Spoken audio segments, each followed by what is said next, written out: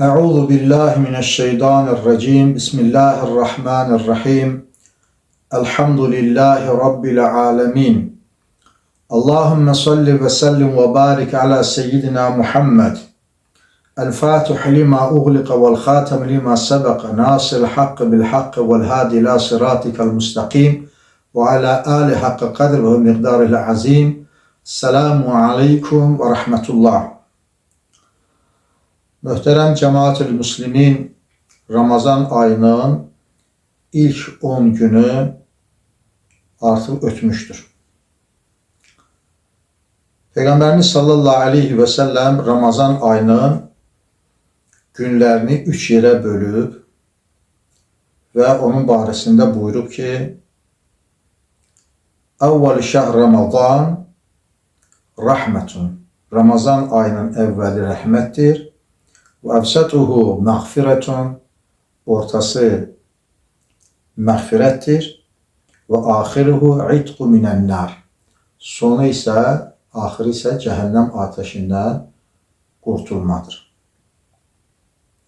Beləliklə Ramazan ayını 3 yerə bölüb, ilk 10 gününə rəhmət və orta 10 gününə məğfirət və son 10 gündə də cəhənnəm ateşindən qurtarma adını veribdir.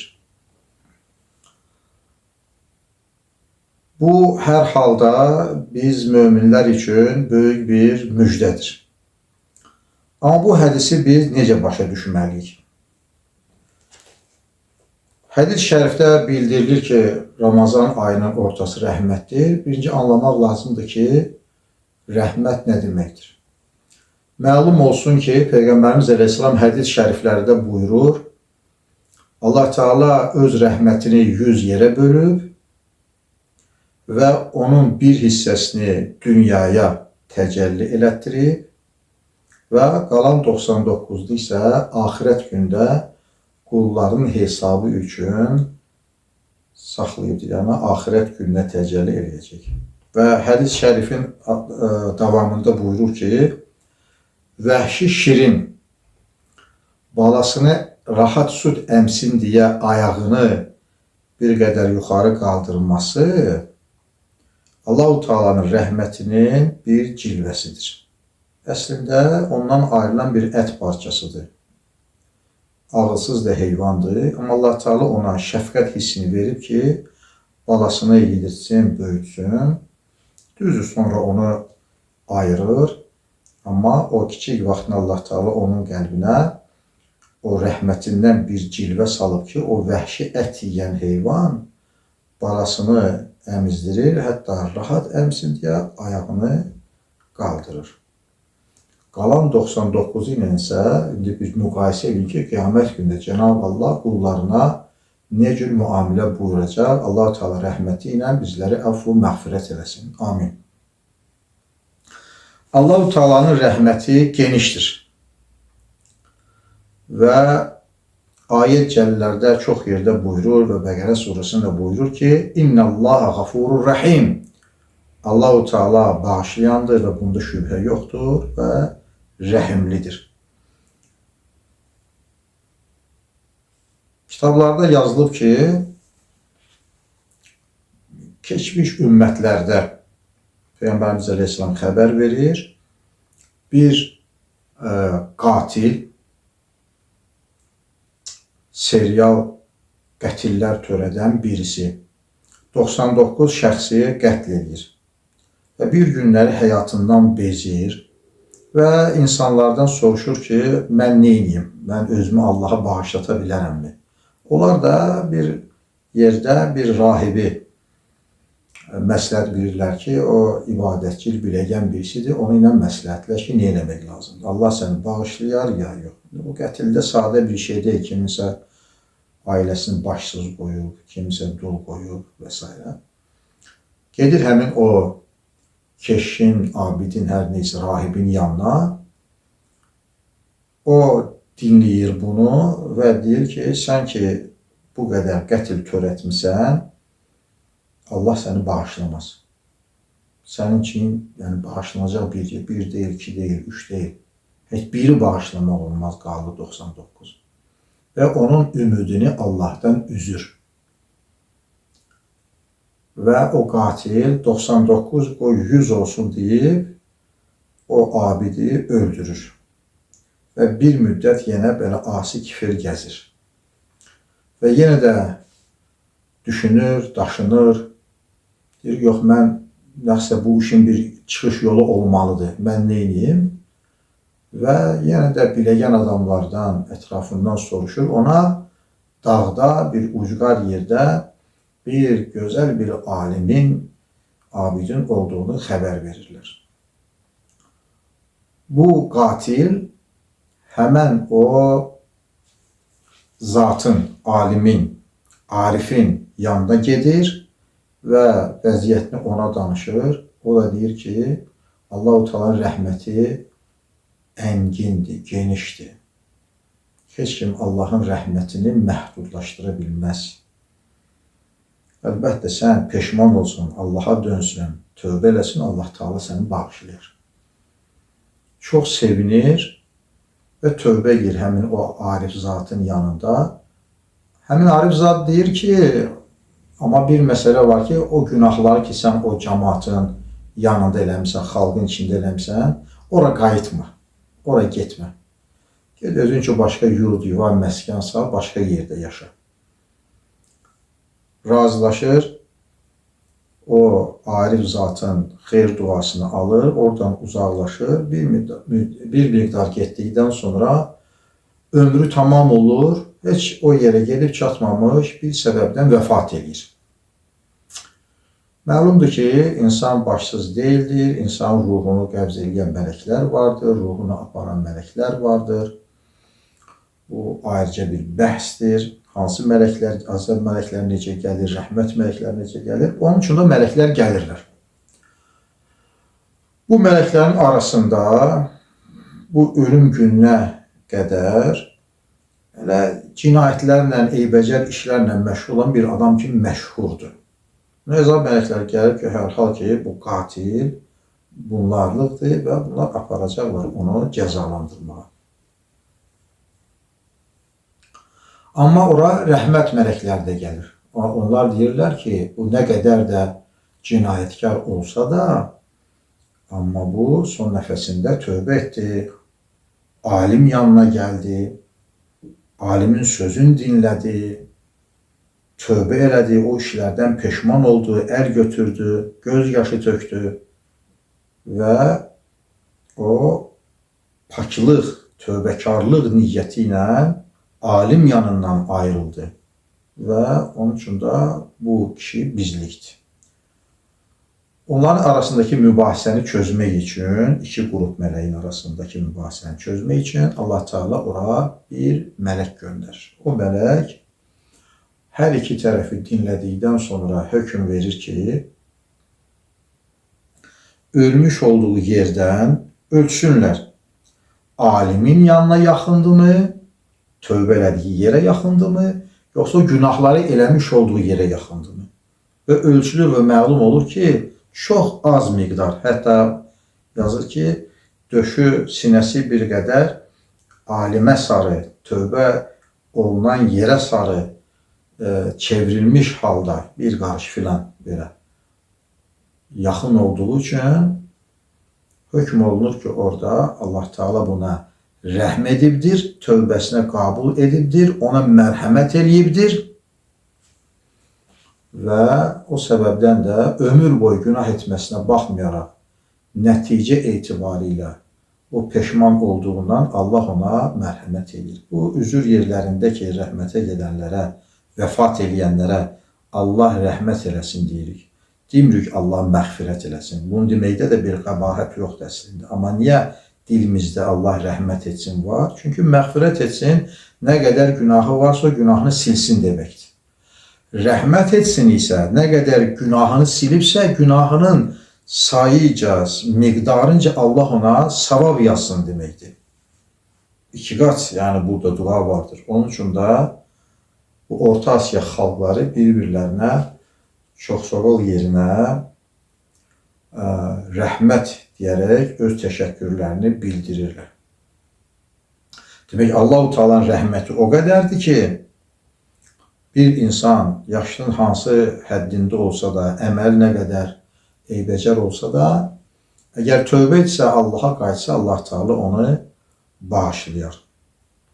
Bizim gözümüzdə elə hadisələr var ki, biz elə şeylər görürük ki, o adamları, o hadisələrin faillərini, işləyənlərini heç bir cəhətdən bağışlamarıq. Amma Allah-u Teala'nın bəndələrin barəsində olan planı başqadır. İbrahim Əleyhisselam bir gün Allah Teala'dan deyir ki, Ya Rabbal Alemin, bəndələrimin hallarını mənə göstər. Allah Teala onu göylərə qaldırır və səmadan, göydən yer üzünü seyirləməyi ona müyəssər edir. İbrahim Əleyhisselam yer üzünün xalqına baxır, görür ki, vay vay. Xalq bütün üsyanın, günahın içindədir. Allah Teala'ya dua edir ki, Ya Allah, bu günahı eləyəni öldür. Allah öldürür. Biraz üzünü çevirir digər tərəfə, görür ki, orada ondan betər bir günah var. Ya Rabbal Alemin, bunları öldür. Allah onları da öldürür. Bir qədər kənara baxır, orada görür, ondan da betər bir əməl işləyən var. Ya Allah, bunu da öldür. Allah öldürür. Bu minvalla İbrahim Əleyhisselam çox sayda insanın ölümü üçün günahkarların Allah Teala'ya dua edir. Allah dualarını məqbul edir. Və nəhayət Allah deyir ki, ey mənim dostum, Xəlilim İbrahim, sən duası məqbul olan bir kişisən. Dua edirsən, mən də qəbul edirəm. Amma mənim qullarımın mənim qatımda üç cür mənziləsi var. Birinci budur ki, bəlkə ha vaxtsa tövbə edərlər, peşman olarlar. İkinci budur ki, bəlkə onların nəslindən bir yaxşı evlad, bir alim evlad, bir əməli salih nəsil törəyər, insan gəlir. Və üçüncüsü də budur ki, qiyamət günündə mən baxaram onlara. Kimi istəyərəm, əzab eləyərəm. Kimi də istəyərəm, bağışlayaram. Onun üçün də, əgər orada, yəni Allah bundan İbrahim Əleyhisselam'a öyrətmək istəyir ki, yəni əgər orada zərrə miqdar onları bağışlamaq şansı varsa, o şansı onların əlindən almaq olmaz. Allah-u Teala'nın qulları barəsində olan rəhmət müamiləsi belədir. Ənvar Raşin kitabında yazır ki, qiyamət gündə Peyğəmbərimiz Əleyhisselatü Vesselam ümmətinin başına toplayacaq, Lival Həmd ismi ilə müsəmma olan onun çox üç qıçalı böyük bir ələmi bayrağı olacaqdır və o ələmi görüb Mühəmməd ümmət onun altına yığışacaqdır və Həzrət Fəxri Kainat Peyğəmbərimiz qiyamət gününün şəfaətçisi Muhammed Mustafa sallallahu teala aleyhi və səlləm həzrətləri ümmətinin bağışlanmağını Allah Teala'dan tələb edəcək və deyəcək, ya Rabbi, cümləsinin ixtiyaratını mənə ver ki, cümləsinə şəfaət eləyim və cənnətə girsinlər. Allah Azze və Cəl Həzrətləri Peyğəmbərimiz Əleyhisselama deyir ki, ey mənim həbibim, sənin ümmətimin içində elə adamlar var ki, sən onların törətmiş olduqları günahları görsən, onlardan sən üz döndərərsən, imtina eləyərsən və şəfaət etməzsən. Amma mən Allah onları bağışlayaram. Demək ki, Allah-u Teala'nın rəhməti əngindir. Sonu, ucu bucağı yoxdur. Və Ramazan ayının əvvəl 10 günü həmin Allah-u Teala'nın rəhmətinin aşıb daşdığı və qullarına mərhəmət etmək dilədiyi 10 günlükdür. 10 gün keçdi, bu gün artıq 11-ci gündür. Bilmirəm, nə qədər Allah-u Teala rəhmətinə nail olduq. Görəsən, Allah-u Teala hansı birimizə mərhəmət elədi. Kimlər ki, xəstəliklə cəzalandırmışdı, kimlər göz yaşı tökdülər, Allah onlara rəhmət elədi, şifa yab etdi. Kimlərin borcu, xərci var, maddi çətinliyi var, Allaha yalvardı, yaxardı. Allah onlara rəhmət etdi və ruzu qapılarını onlar üçün açdı. Kimlərin müşkül çətin işləri var, yaxaları özgələrinin əlindədir. Allahu Teala onlara rəhmət elədi və genişlik, fərahlıq verdi. Kimlər ki, Ramazanı ömründə, həyatında hiss eləmirsə, onlar bu fürsəti əldən verdilər. Xoş adamların halına ki, onlar Ramazan ilə bu rəhmət 10 günlüyündən istifadə etdilər. Ramazan ayının bu rəhmət 10 günlüyü keçibdir. Amma Ramazan ayı tamamilə keçməyibdir. Hələ Ramazan ayının 20 günü qarşıdadır, 19 günü qarşıdadır. Həzrət Peyğəmbər sallallahu aleyhi və səlləm buyurur ki, Ramazan ayının əvsəti, yəni orta ondan 20-yəcən olan o günləri məğfirətdir. Məğfirət nədir? Allah-u Teala'nın bağışlaması. Bağışlamaq nədir? Bir qul Allah-u Teala'ya qarşı günah edir. Və etmiş olduğu günahı ya bilərək, ya bilməyərək edir. Allah-u Teala bizim xasiyyətimizi günah etməyə meyilli yaradıb. Peyğəmbərlərin belə görürsən səhvləri var. O səbəbdən yerdəyik də. Adəm əleyhissalam səbəbilə yerdəyik. Yoxsa cənnətdə arayıb, ürəyib artardıq. Amma o kəlam ki var, həmişə deyirik, insanların ən pisi günah eləyəndir. Amma günahkarların ən yaxşısı tövbə eləyəndir. Allah-u Teala tövbə eləyib, Allah-u Teala'ya dönən insanları məğfirət eləyir və bağışlayır. Bunun üçün isə qulun Allah-u Teala'dan üzr istəməsi, peşman olması və bağışlanmasını təmənni və təvəqqə etməsi lazımdır.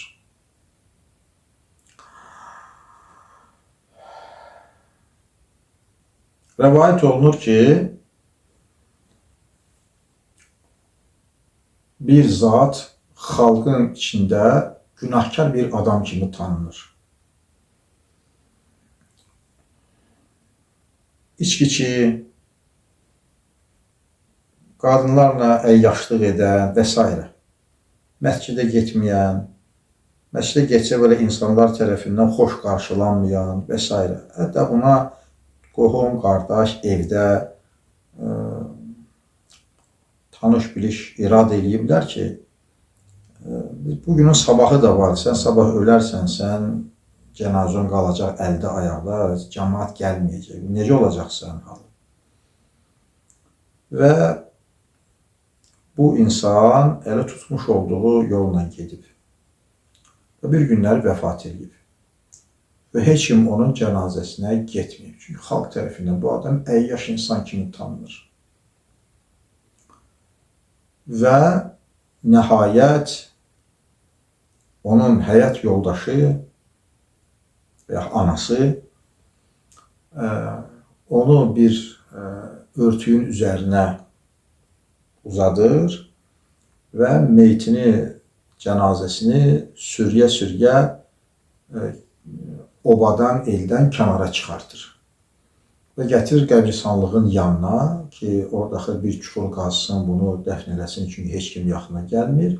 Kənarda bir çoban qoyun otarırmış, uzaqda nəsə bir hənirti görür, yaxınlaşır və məlum olur ki, belə bir vəziyyət vardır. O xanımdan icazə alır ki, vallahi mən mollalıq bilmirəm, amma icazə versəz, mən nə cür bilirəmsə, bildiyim kimi onu dəfn edeyim. Anası çox şad olur. O, özü bildiyi kimi su tuluğunu gətirir, onu husul kəfən eləyir, qəbir qazır, onu dəfn eləyir və ayrılırlar. O günün gecəsi, növbəti gecə, o məmləkətin salih insanları, yaxşı kimsələr yuxularında o kişini cənnətdə bağışlanmış halda görürlər. Və bıçaq düşür cəmaatın arasına. Bu məsələ xəbər yayılır və bunlar toplanırlar ki, axı bu adam belə bir tüfeylli həyat tərzi keçirdən birisi necə olur ki, biz bunu salih bir insan kimi bağışlanmış, məğfirət olunmuş halda yuxuda gördük. Və qərarı gəlirlər ki, onun evinə getsinlər və ev əhlindən onun əzvayişini soruşsunlar. Onun evinə gedirlər və ev əhlindən soruşurlar və nəhayət məlum olur ki, doğrudan da bu bir o qədər də salih işlər görməyibdir, yəni bizim bildiyimiz. Lakin bunun bir adəti olub. Bu vaxtı tibb də bu qədər inkişaf eləməyib, sonra müharibələr də çox olub, ölüm itim çox olub. Adi xəstəliklərdən cavan adamlar ölüb, ailələr dağılıb. Bu harda yetim uşaqlar varsa, gücü çatan qədər bir nəfər, iki nəfər, üç nəfər, hər neysə, həmişə evində bunun illərlə yetim uşaqlar olub. Onları yedirdib, içirdib, onları saxlayıb, həddi bulu işə çatdırıb, onları evləndirib, köçürdüb. Və ev əhli deyir ki, onun bundan başqa bizim bildiyimiz bir salih əməli yoxdur.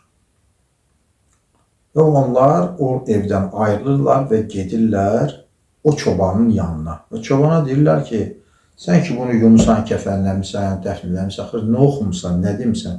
Deyir, vallahi mən heç bir şey bilmirəm. Və sən necə dəfnlədin, nə dedin buna? Deyir, vallahi mən onu dəfn elədim və dua elədim Allah Teala'ya ki, ya Rabbal aləmin, həmişə mənə qonaq gəlir. Deyir ki, Allah qonağıyam, məni saxla. Mən də Allahın adını tutduğu üçün o adamları qəbul edirəm, yedirtirəm, içirdirəm, bir qoyun kəsirəm, paş-paltarını, çarığını, filanını səliqəyə salıram, yer atıram, səhər durur, yer içir, çıxır gedir. Çünki Allahın adını tutub deyə. Yəni, mən də bu dəfə Allah'a dedim, ya Rəbb, mən başqa dua bilmirəm, amma bu adam mənim qonağımdır, onu da mən sənə göndərirəm. Necə ki, mən sənin qonaqlarıma baxmışam, indi sən də mənim bu qonağıma bax. Bu duanı eləmişəm, başqa şeyi bilmirəm.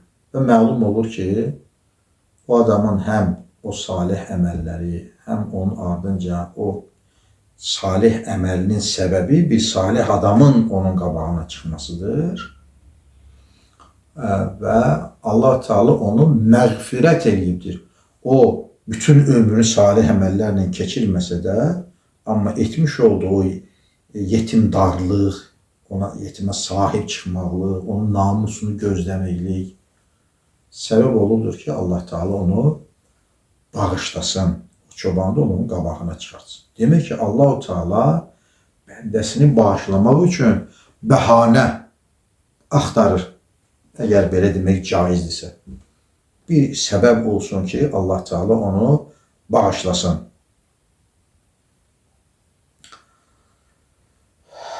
Və bu bağışlamalıq Allah-u Teala'dan təkcə Ramazan ayının orta günlərində deyil, ümumiyyətlə. Allah-u Teala istəyir Qədir gecəsi olsun, istəyir cuma axşamlar olsun, istəyir Mühərrəm ayında Aşura günü olsun, istəyir Qurban bayramı olsun, müxtəlif günlər, müxtəlif hadisələr, ay tutulmaları, gün tutulmaları, Allah-u Teala insanların qəlblərini sevinclə dolduracaq, yaxşı işlər bəxş etməsi, Allah-u Teala insanlar imtihan üçün qəlblərini salmış olduğu kədərli hadisələr, bunlar hamısı səbəbdir ki, bir qul elhamdülillah desin, fəsubhanallah desin, əstəğfirullah desin ki, Allah onu bağışlasın. Bir insan da əgər bu Ramazan ayının bu orta günlərindən özü üçün istifadə etməsə, faydalanmasa, günahlarının bağışlanması üçün çalışmasa, Allah-u Teala ona son şansı verir. Daha doğrusu növbəti şansı verir. Bu isə 3-cü 10 günlük ki, Allah Teala buyurur ki, Peyğəmbərimiz Aleyhisselam buyurur ki, Ramazanın axırı cəhənnəm ateşindən qurtarma 10 günlüydür. Məlum olsun, bir insan dünyada yaşadığı müddətcə günah etməsə dura bilməz. Allah bizi elə yaratıb. Peyğəmbərimiz Əleyhisselam hədisdə buyurur ki, əgər yer üzündəki bütün insanlar savabkeş olsaydılar, heç günah etməsəydilər, Allah Teala onları məhv edər, yerində günah eləyib. Amma peşman olub tövbə eləyən qullar yaratar. Yəni oradakı məqam sənin, mənim, bizim əhvalımız həmin o məqamdır. Hədəf odur ki, birdən səhv eləsək, həmin səhvi etiraf eləyək. Ataullah İskəndər Həzrətləri buyurur ki, heç günah eləməyib öz əməllərini arxayın olmaqdansa, günahkar bir bəndənin günahlarını etiraf eləyib Allahdan üzr istəməsi daha yaxşıdır. O Allah'a daha yaxın bəndədir.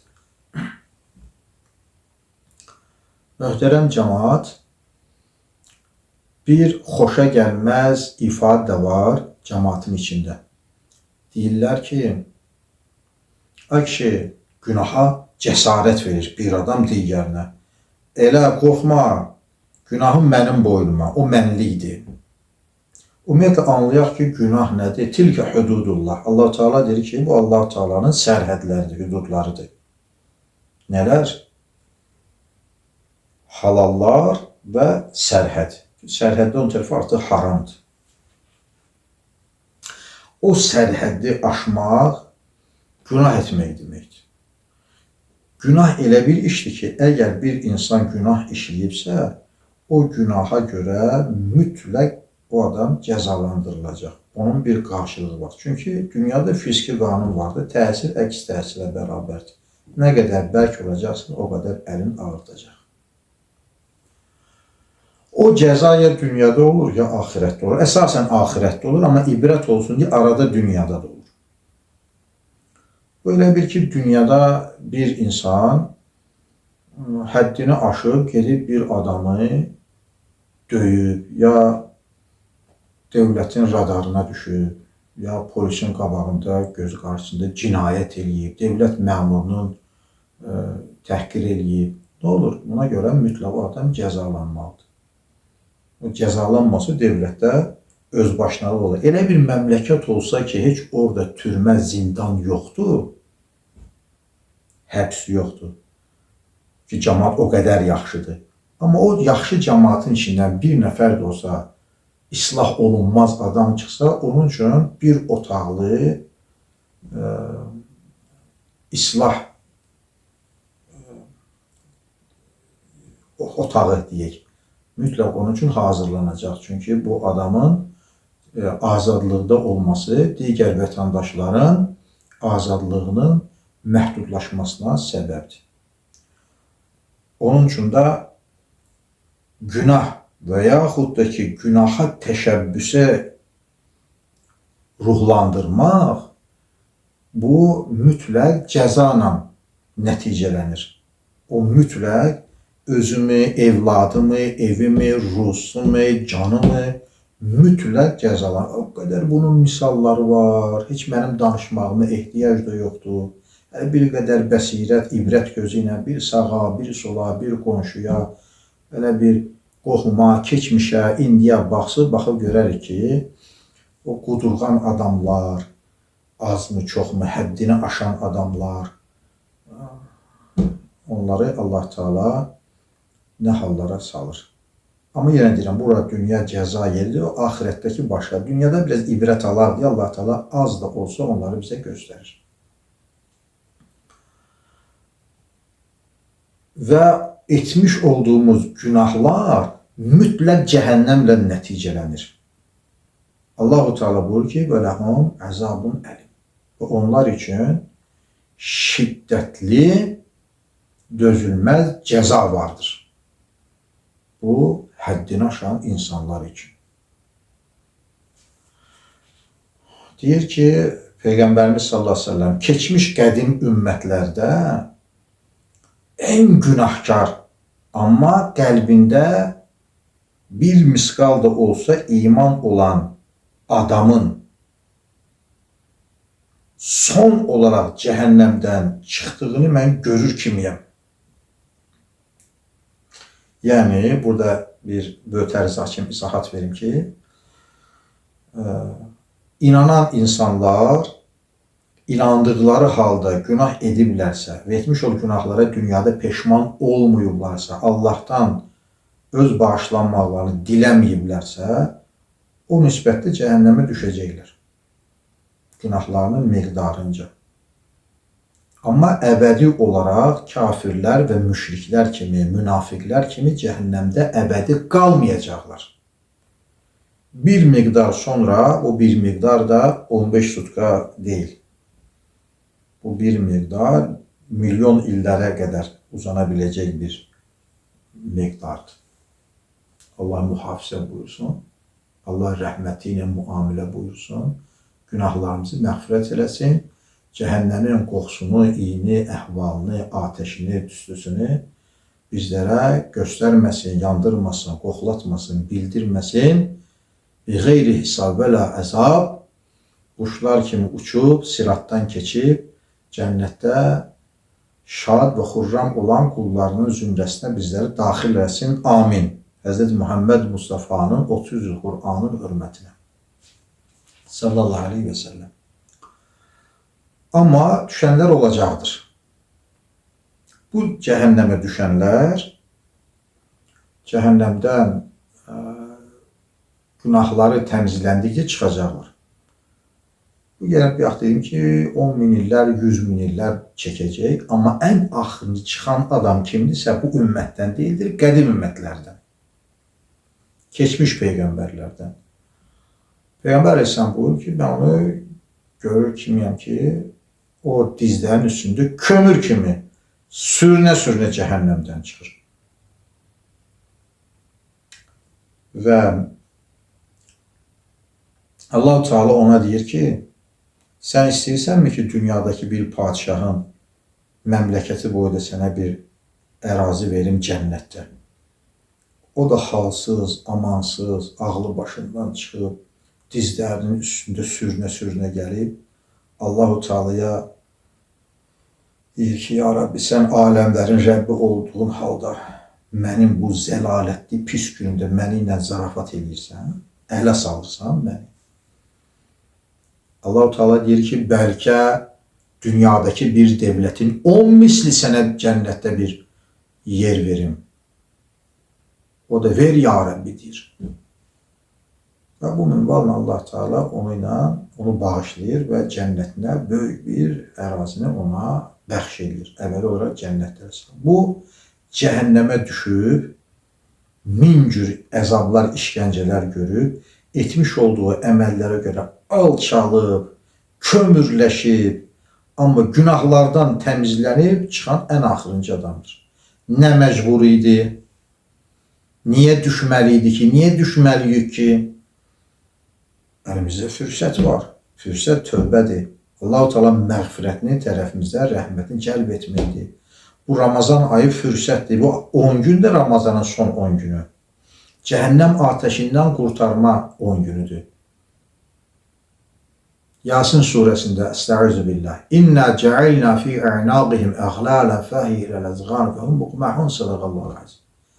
Allah-u Teala o inadcıl tövbə eləməyən, Allaha qarşı etinasız, hörmətsiz, Allahsız, Qur'ansız, kitabsız, dinsiz, imansız yaşayan adamların əhvalını bildirir. Gələcəkdə nə olacaqsa. Allah üçün zaman, məkan yoxdur. O hamımızı görür ki, biz hara gedirik, necə olacaqsa. Və görür bu adamları və deyir ki, onların deyir, boynuna elə deyir, bu xollar, zəncirlər, qandallar salınacaq ki, dirinəcək çənələrinin altına və o adamlar başlarını aşağı eləyə bilməyəcəklər, gözləri, başları yuxarı olacaq. Niyə? Çünki hiss eləmişsiniz, o adamlar ki, egoist, təkəbbür,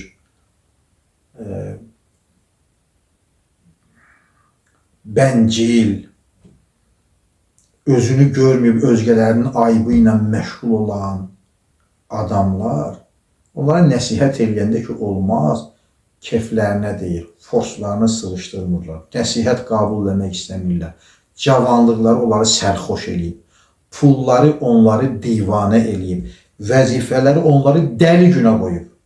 Söz deyəndə bunlara söz demək olmaz. Əla Həzrət məqam sahibidir və söz deyən kimi həmin boyunlarına zəncir buxovlar salınıb, üzr istəmək üçün qiyamət gündə cəhənnəmdə başını aşağı eləmək istəsə də alınmasın deyə dünyadakı əhvallarınca başları təkəbbürlü həmin halda göyə baxan vəziyyətdə olacaq. Onlar Allahın qabağında başlarını aşağı sala bilməyəcəklər. Qiyamət gündə peşman olub başı aşağı salmaq da bir nemət demiş. Amma olacaq ki, insanlar orada Allahdan əl-aman deyib üzr istəyəcəklər. Bağışlanmayanlar da olacaq.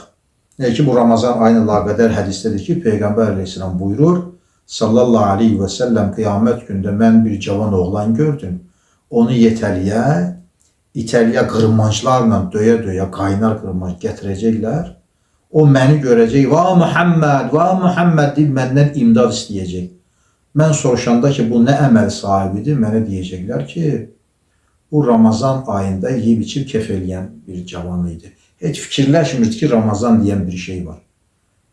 O da deyəcək ki, Peyğəmbərimiz əleyhissalam, ya Rəbbi, o məndən imdad istəyir, məndən yardım istəyir. Mənə icazə ver ona şəfaət edeyim. Və Peyğəmbərimiz əleyhissalam, Peyğəmbərimizi nə qədər çox sevsə də və Peyğəmbərimiz Allahın nə qədər həbibi olsa da, amma mütləq hökm sahibi Allah Cəllə Cəlaluhudur. Və Peyğəmbərin şəfaəti orada qəbul olunmur. Və o cavanı Peyğəmbərdən ya Muhammed deyib imdad istəsə də cəhənnəm atacaqlar. Niyə? Çünki o Allah yoxdurmuş kimi yaşayır. Bir para yerlərə gedir, xüsusən yas mərasimlərdir, günün gün orta çağında. Bu Əhmədlər, Məhəmmədlər, Həsənlər, Əlilər, Ömərlər, Osmanlılar, yəni müsəlmanlar, müsəlmanlıq yox imiş kimi, Qur'an bunlara nazil olmamış kimi xəstəsən, oruç tutmamsan, xəlvətdə dərmanlı içirsən, nə edirsənlər? Bu günün gündüz çağında Allaha qarşı bu qədər etinasızlıq, bu qədər laqeydlik, saymamazlıq və əbədi cəhənnəmlər. Çünki o oğlan necə ki Ramazanı saymadığı üçün Peyğəmbərdən yardım istəsə də o Peyğəmbərin şəfaəti onun barəsində qəbul olunmadı. Allah o gündən saxlasın. O səbəbdən də bu axirətdəki əzablar, dünyada da Ramazan ayının bir özəlliyi var, xəbərdarlıq edeyim. Ramazan ayının bir özəlliyi var. Kim Ramazan ayında oruç tutmamaq üçün hansı şeyi bəhanə gətirsə, məsəl üçün desə ki, xəstəyəm, mən oruç tuta bilmirəm və s. kimi bəhanələr gətirsə, onun etmiş olduğu bəhanələr Ramazan ayının təbiətinə uyğun olaraq o biri dualar qəbul olunduğu kimi bu dualar da qəbul olur. Yəni Ramazan ayı bitəndən sonra o həqiqətən xəstələnir, o həqiqətən suya, yeməyə möhtac olur və o adam üçün dəhşətli bir həyat başlayır. Çünki o Allah bəndəsini bağışlamaq üçün bəhanə axtarıb, bəhanə qoyub. O adam özünü Allaha bağışlatmaq üçün bəhanə axtarmaqdansa, Allaha qarşı üsyan eləmək üçün bəhanə axtarır ki, mən oruç tuta bilmirəm. Xub, laf ecəb. Və o adam dünyada da öz bəlasına çatır. Xəstəliklər, müsibətlər, Hər tinin başında, o başında da apteklər, hər yerdə xəstəxanalar, müayinəxanalar. Nə səbəbdən? Asilik səbəbindən. Peyğəmbər əleyhissalam buyurur, məşriqlə məğribin arası gəziləcək, bir tikə halal çörək yemək tapılmayacaq. Hansı şeyə baxırıq?